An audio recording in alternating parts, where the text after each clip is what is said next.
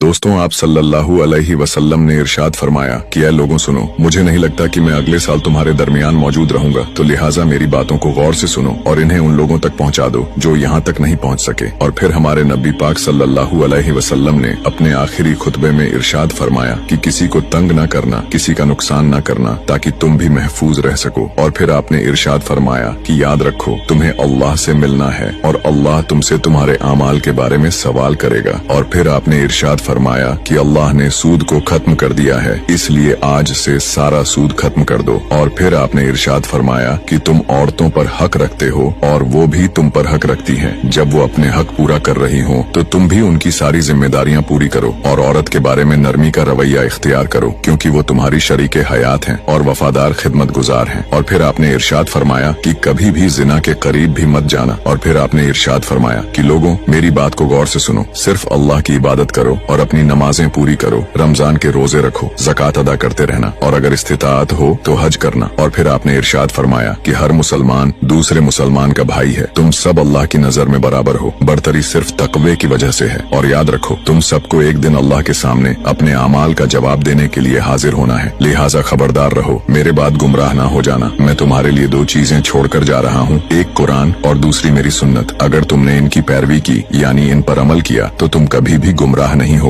और फिर आप सल्लल्लाहु अलैहि वसल्लम ने इरशाद फरमाया कि ऐ लोगों, याद रखो, अब मेरे बाद और कोई नबी नहीं आने वाला और न ही मेरे दीन के बाद कोई और दीन आने वाला है, तो लिहाजा तुम मेरी बातों को अच्छी तरह से समझ लो। फिर आपने इरशाद फरमाया कि ऐ लोगों सुनो, तुम लोग जो मौजूद हो इस बात को अगले लोगों तक पहुंचा देना और वो लोग इस बात को अगले लोगों तक, और ये बहुत मुमकिन है कि बाद में आने वाले मेरी बात को पहले वालों से ज्यादा बेहतर समझकर अमल कर सकें। और फिर हमारे नबी पाक सल्लल्लाहु अलैहि वसल्लम ने अपना चेहरा मुबारक आसमान की तरफ उठाया और आपने इरशाद फरमाया, ऐ अल्लाह गवाह रहना, मैंने तेरा पैगाम तेरे बंदों तक पहुंचा दिया है, मैंने तेरा दीन आज इन लोगों पर मुकम्मल कर दिया है। दोस्तों, ये वो आखिरी खुतबा था हमारे नबी पाक सल्लल्लाहु अलैहि वसल्लम का, जो उन्होंने अपनी उम्मत के लिए छोड़ा, और इसमें तीन चीजें बहुत जरूरी हैं। आप सल्लल्लाहु अलैहि वसल्लम ने इरशाद फरमाया कि मैं दो चीजें अपनी उम्मत के लिए छोड़कर जा रहा हूँ, यानी एक कुरान और दूसरी मेरी सुन्नत की पैरवी करते रहना। और अफसोस, हमने कुरान को भी छोड़ दिया है और अपने नबी पाक की सुन्नत की पैरवी करना भी छोड़ते जा रहे हैं।